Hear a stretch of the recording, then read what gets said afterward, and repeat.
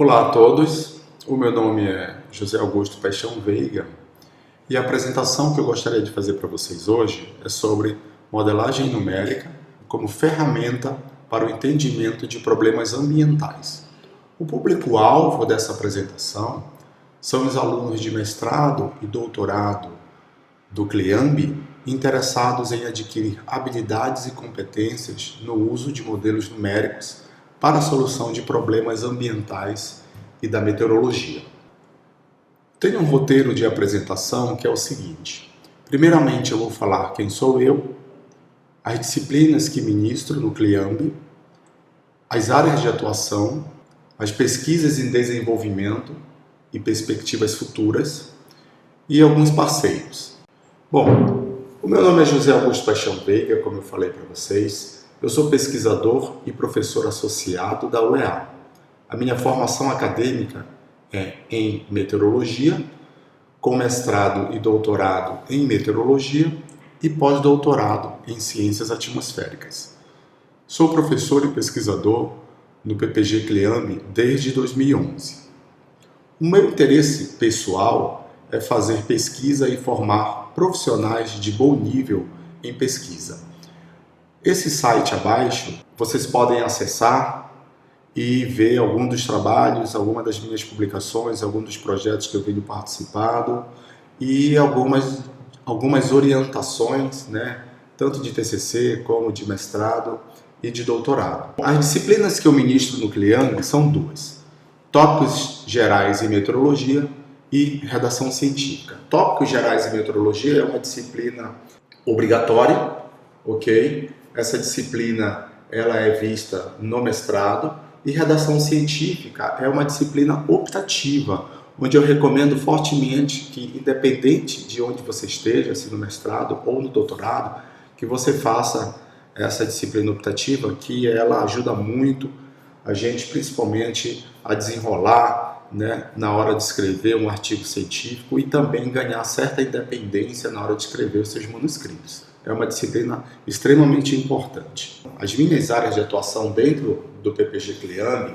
são basicamente 4. Dinâmica da atmosfera, modelagem numérica de tempo, modelagem climática e mudanças climáticas. Nesse slide eu mostro para vocês alguns dos tópicos, ou dos assuntos que eu trabalho ou que eu venho trabalhando dentro de cada uma dessas áreas. No caso da dinâmica da atmosfera, eu gosto muito de trabalhar com a linha de energética da atmosfera planetária, que basicamente é quantificar a energia envolvida nas evoluções e no desenvolvimento de ciclones tropicais, como furacões e ciclones extratropicais. Também eu trabalho na linha de quantificação dos balanços de vapor de água e calor na atmosfera. Basicamente, a primeira parte, a análise da energética, eu trabalho dentro de uma escala de tempo, e a parte de quantificação dos balanços de vapor d'água e calor, eu trabalho na parte climática, dentro da escala clima. Resumidamente, a parte de modelagem numérica de tempo, eu costumo pesquisar, costumo orientar alunos na linha de simulações numéricas de fenômenos meteorológicos de mesoscala, como principalmente as linhas de instabilidade, que são sistemas convectivos, vamos dizer assim, de uma forma mais simplificada, que são frequentes aqui na nossa região e costumam produzir uma variação de tempo muito forte. Então, fazer simulações ou realizar simulações numéricas desses eventos meteorológicos a fim de entender a física e a dinâmica desses sistemas é extremamente importante, principalmente quem é da área da meteorologia. Outro tipo de estudo são estudos envolvendo, por exemplo, experimentos idealizados, Então, por exemplo, como a presença de uma cidade, um desmatamento, podem, por exemplo, alterar a convecção, a estrutura dinâmica, a estrutura térmica de sistemas como linhas de estabilidade. Então, a gente faz alguns experimentos dentro do modelo para entender problemas de causa e efeito, ok? Então, hoje, né, com os processos avançados de urbanização, a gente está começando a alterar na escala, na pequena escala, ok? Os sistemas meteorológicos, tá certo? Então, esse daí é uma área extremamente interessante, que é a parte de idealização de experimentos numéricos para entender problemas de causa e efeito. Na verdade, entender o mecanismo que liga a causa aos efeitos.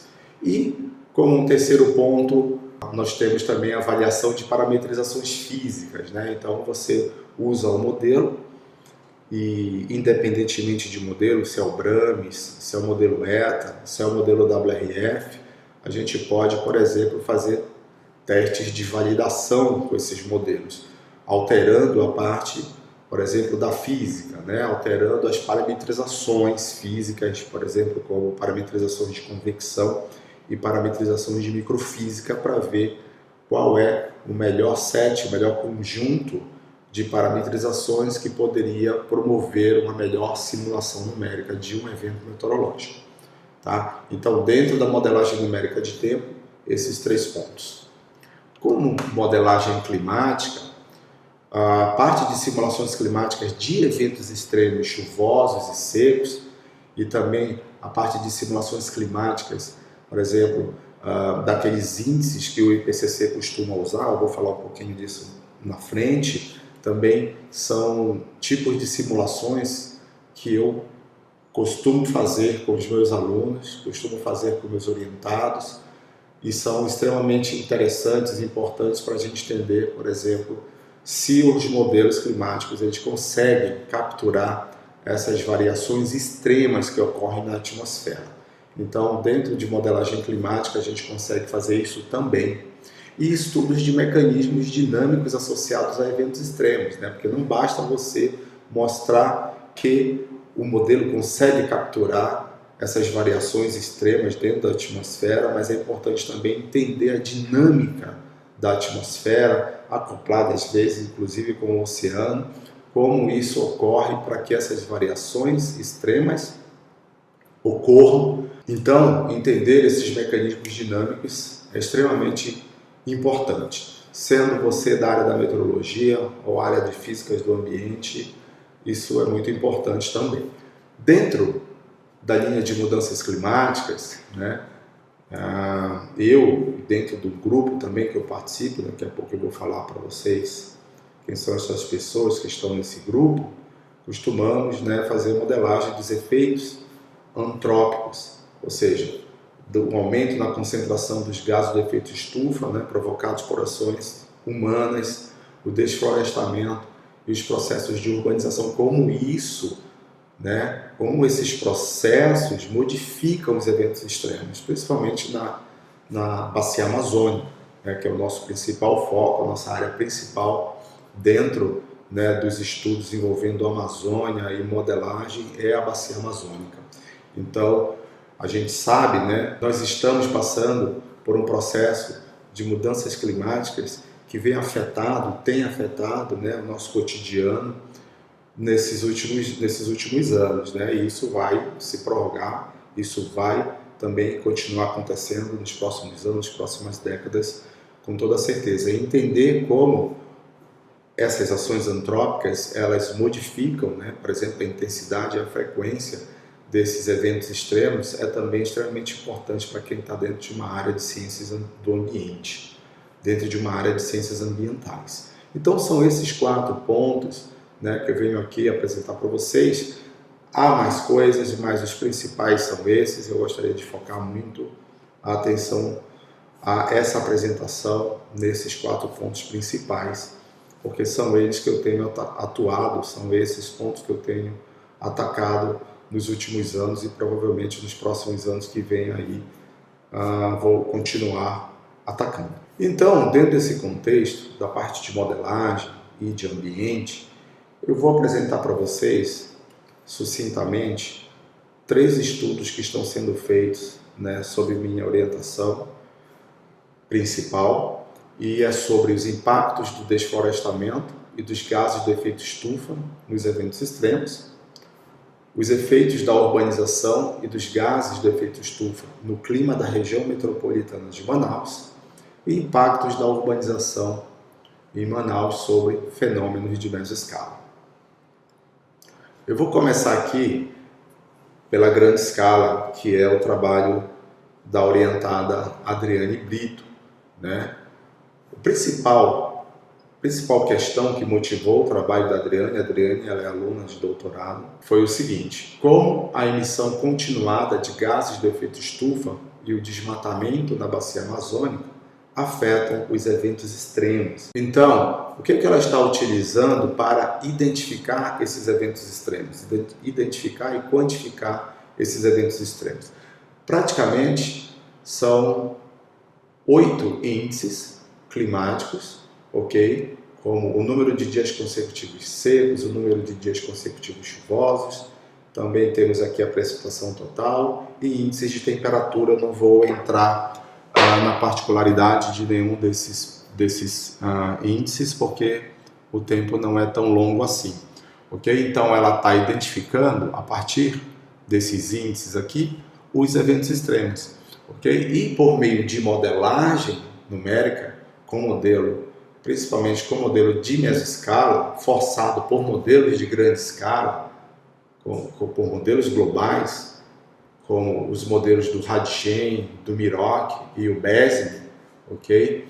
Então ela usa esses dados, ela força o modelo ETA com os dados desses 3 modelos aqui, sob algumas condições. Que condições? Condições de aumento na concentração dos gases estufa, como o gás carbônico, por exemplo, de acordo com o cenário do IPCC, o RCP 8.5, e também faz testes com desflorestamento da Amazônia, né? Aqui é uma condição de controle que a gente costuma chamar, isso aqui é uma condição de experimento idealizado, isso aqui é um cenário de desflorestamento quase completo da bacia amazônica. Então, olhando para esses 2 cenários, ela quantifica esses índices, ou seja, você consegue saber se em relação a um clima presente, por exemplo, o que está acontecendo com a intensidade e a frequência desses índices climáticos, principalmente relacionados à precipitação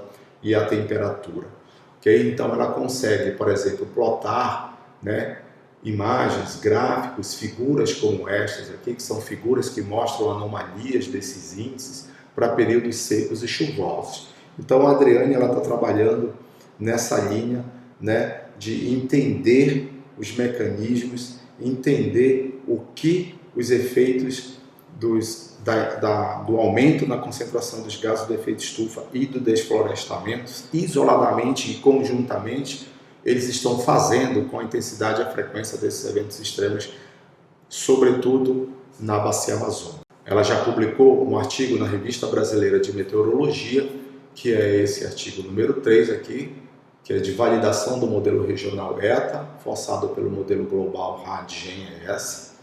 Ela tem um artigo que está em preparação, que é o teste de sensibilidade para o modelo regional ETA, forçado pelo RAD-GEM-ES, a emissão dos gases de efeito estufa mais o desmatamento. Então esse aqui é um artigo que está em preparação, esse vermelho está publicado, esse artigo aqui a gente vai submeter para uma revista internacional, e esses outros que estão em azul aqui é o que ainda vai entrar em preparação, que ela ainda vai ter que fazer antes da defesa do doutorado dela.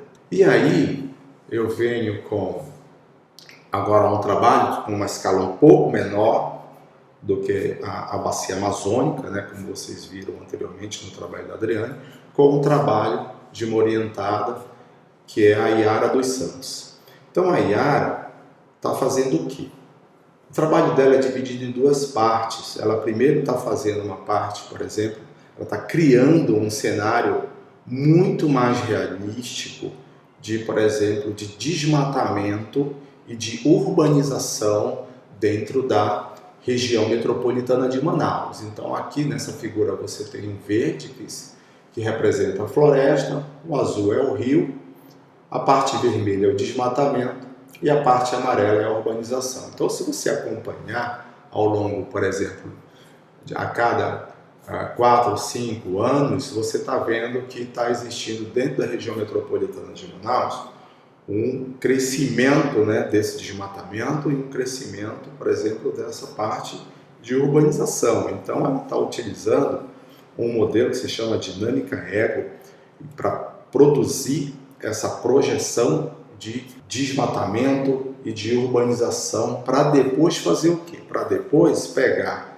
esses cenários e colocar dentro de um modelo regional para ver o quanto esse desmatamento ele consegue contribuir, vamos dizer assim, para o efeito ou para as mudanças climáticas. Então, a maioria dos modelos que a gente pega do IPCC, onde nós olhamos os resultados, esses modelos, na maioria das vezes, não levam em consideração, a parte de urbanização, até porque a resolução desses modelos é muito baixa. Então, uma cidade, por exemplo, como Manaus, passa completamente desapercebida em termos de área de urbanização, o que não aconteceria com o modelo de escala regional, com o modelo de mesoscala. Nesse caso, ela vai utilizar o modelo Brams para fazer essas simulações até o final do século, para avaliar o efeito da urbanização sobre as mudanças climáticas dentro da região metropolitana de Manaus. Como é que ela vai fazer isso? Ela pega os índices, também parecidos com os índices que a Adriane está utilizando, para verificar como esses índices extremos associados à precipitação e à temperatura são modificados ao longo do tempo até o final do século. Ela também tem experimentos com a parte do RCP 8.5, que é o pior cenário do IPCC. E vai ter, provavelmente, efeitos conjuntos de urbanização e de emissão de gases do efeito estufa. Então, a gente sai um pouquinho da escala da bacia e olha um pouco menor para dentro da escala que é a região metropolitana de Manaus. Então, a gente está vendo praticamente aí como a urbanização ela vai incrementar mais anomalia às emissões dos gases de efeito estufa na atmosfera. É um trabalho extremamente importante. Nós não temos muita coisa a respeito, principalmente para a bacia amazônica. Ela vai entrar com uma contribuição de fato significativa, é isso que eu espero, e ela está se caminhando para isso. Então, eu acabei esquecendo, né, de informar para vocês a questão a ser respondida, até porque vocês já entenderam ao longo da minha explanação, mas é a questão que motivou, vamos dizer, a pesquisa da IARA foi como a expansão urbana amplifica os efeitos das mudanças climáticas em termos de extremos, né, extremos climáticos na região metropolitana de Manaus. Então a IARA está preparando, tem um artigo em preparação, que com esse título, provavelmente a gente vai mandar para essa revista Remote Sensing Applications, que é uma revista muito boa, né? E aí depois disso ela vai passar para a fase que é pegar esse cenário, alimentar esse cenário dentro de um modelo de mesoscala, que vai ser o modelo Brams, para analisar ou para fazer as simulações desses cenários dentro do modelo até o final do século, junto com a emissão dos gases de efeito estufa. Como terceiro ponto, que diz respeito aqui aos impactos da urbanização de Manaus sobre os eventos meteorológicos de mesoscala, essa é uma pesquisa que foi desenvolvida pela minha ex-orientada Zaira Sátiro, que ela também fez o doutorado no PPG Cliambi, e a questão a ser respondida, né, na pesquisa dela foi a seguinte: como a expansão de Manaus e a presença dos rios influencia a estrutura de sistemas meteorológicos e o campo de chuva associado. Então a Zaira utilizou o modelo WRF para fazer simulações que envolviam modificações no ambiente da simulação. Então você tem condições aqui, por exemplo, que não há cidade, aqui já tem uma cidade, e aí ela ia aumentando o tamanho dessa área urbana e verificava o quanto esse aumento modificava a estrutura física de uma linha de estabilidade, que é um rolo convectivo que se propaga, por exemplo, principalmente em direção à cidade, e a gente colocava a cidade no caminho dessa tempestade e ia verificando como essa convecção iria sendo alterada, né? Os movimentos verticais, os campos do vento, os campos de umidade, a temperatura. Então, a gente praticamente está verificando, né, essa parte física, a mudança física desse sistema na presença de mudanças, por exemplo, ambientais dentro do sistema, como a parte de urbanização e a parte de floresta, ok? E também uma coisa muito interessante que ela fez foi tirar o rio. Então imagine que você tem uma condição aqui, ó, que não há rio, só tem a floresta. Então a gente está querendo, né, quantificar como o rio ele também influencia a linha de estabilidade para produzir mais chuva ou menos chuva dentro da cidade. É um trabalho extremamente importante, extremamente interessante. Foi um trabalho bem longo, tanto é que ela já escreveu 2 manuscritos, ok? Esses manuscritos já foram submetidos a essas 2 revistas, que são 2 revistas excelentes na área, que é a STOTEM, que é a Science of the Total Environment, e a Urban Climate. Então ela praticamente trabalhou com esse primeiro e segundo artigos, okay, que estão submetidos, já obtivemos respostas, estamos trabalhando para responder às críticas dos revisores, isso faz parte do processo de peer review, né, da revisão por pares. Então estamos trabalhando com isso, mas os 2 artigos foram submetidos a essas 2 revistas e há grandes chances deles serem publicados nessas 2 grandes revistas da parte de clima urbano. Tá? E tem um terceiro artigo também que nós estamos trabalhando, esse aqui ainda não tem título, ele está sendo escrito, ainda está sem título, mas provavelmente a gente deve submeter esse artigo para Urban Climate também. E aí, depois, né, dessa explanação muito sucinta, muito ligeira, né, porque se alguém quiser mais detalhes sobre cada um desses estudos, pode conversar comigo ou conversar com as próprias autoras dos trabalhos para ter mais, vamos dizer assim, substância, né, sobre o que é essa pesquisa, o que são essas pesquisas. Eu trago aqui para vocês uma perspectiva de trabalhos futuros, né? Então, o que você poderia pesquisar, né, no seu mestrado ou no seu doutorado. Então, associado ao que eu falei para vocês, dentro de modelagem numérica, ou modelagem de tempo, ou modelagem de clima, eu vou apresentar aqui para vocês praticamente 4 ou 3 pontos que eu acho extremamente relevante para se trabalhar, para um aluno de mestrado ou um aluno de doutorado, trabalhar nessas questões ambientais, que são os seguintes. O primeiro, né, é fazer um estudo de impactos de gases de efeito estufa, de floresta, desmatamento e urbanização em 2 escalas, na escala do tempo e na escala do clima dentro da região metropolitana de Manaus, praticamente para olhar os eventos extremos, né? Os eventos extremos são facilmente identificados e quantificados por meio daqueles índices que eu mostrei para vocês lá no trabalho da Adriane. Então, entender como esses eventos extremos eles respondem a essas mudanças de uso e cobertura da terra dentro da região metropolitana de Manaus é extremamente importante e principalmente para a ciência, ok? E também dá para vocês uma forma de entrar nesse mundo da modelagem, né? Para testar problemas de causa e efeito, para estudar mecanismos. Então, é um trabalho que pode ser feito dentro desse ambiente de modelagem e ciências do ambiente. Um segundo ponto, que também pode ser atacado por quem quiser, é fazer associações entre presença de floresta, né, desmatamento, urbanização e fenômenos meteorológicos de mesoscala.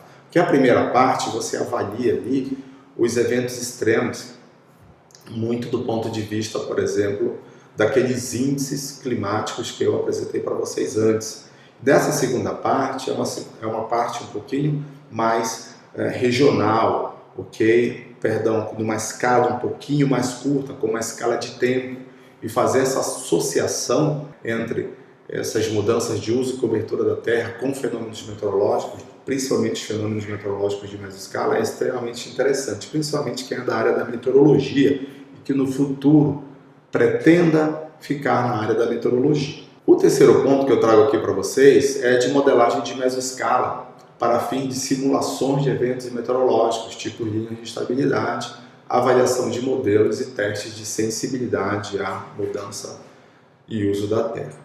Okay? Então dá para fazer também, né, os testes de validação de parametrização física, de convecção, de microfísica, e ver se esses modelos eles conseguem capturar sinais dessas mudanças na atmosfera que estão associadas aos eventos meteorológicos. Então dá para fazer também estudos desse tipo, dessa natureza, estudos de validação de modelos, estudos de sensibilidade, por exemplo, do sistema meteorológico a essas mudanças de uso e cobertura da Terra também. Então há como fazer uma gama de trabalhos, uma gama de estudos dentro desse universo de modelagem numérica, de tempo e de clima.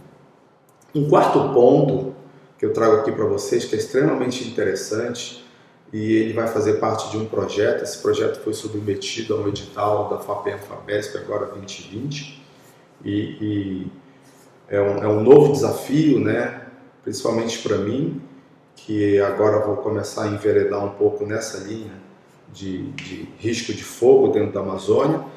Eu estou coordenando esse projeto junto com um colega do CCST, e o título do projeto é Impactos do Desmatamento e dos Gases do Efeito Estufa no Potencial de Risco de Fogo na Amazônia, né? A gente quer entender praticamente como é que vai ser dentro do ambiente de mudanças no clima, né? Mudanças no clima antrópico causados por efeitos humanos, como o potencial de risco de fogo da Amazônia vai ser praticamente para meados e final do século. Será que o risco de fogo, o risco de queimadas florestais vai aumentar? Provavelmente a gente espera que sim, né? Se principalmente esse cenário do RCP 8.5, que é bastante provável de acontecer, olhando aí para o passado, esse risco de fogo, né? O aumento no potencial desse risco de fogo pode aumentar para a Amazônia. Então aí vai ser um trabalho praticamente de 2 anos. A gente já tem várias também simulações numéricas, onde a pessoa poderia trabalhar já com os métodos para o cálculo desse potencial de risco de fogo na Amazônia, e aí já estaria contribuindo com certeza para o projeto. Então são esses 4 pontos que eu trago para vocês aqui, tá? De uma maneira muito sucinta. Logicamente, quem tiver interesse de trabalhar com um desses pontos pode vir conversar comigo, será um prazer poder atendê-los, ok? E aí a gente consegue conversar um pouco mais a respeito de cada um desses pontos aí. Antes de mais nada, eu gostaria de informar, por exemplo, que esses modelos que nós utilizamos, né, para fazer simulações, a gente faz essas simulações dentro do laboratório de modelagem do sistema climático terrestre, do LabClim. Inclusive, o coordenador do LabClim é o professor Francis Wagner.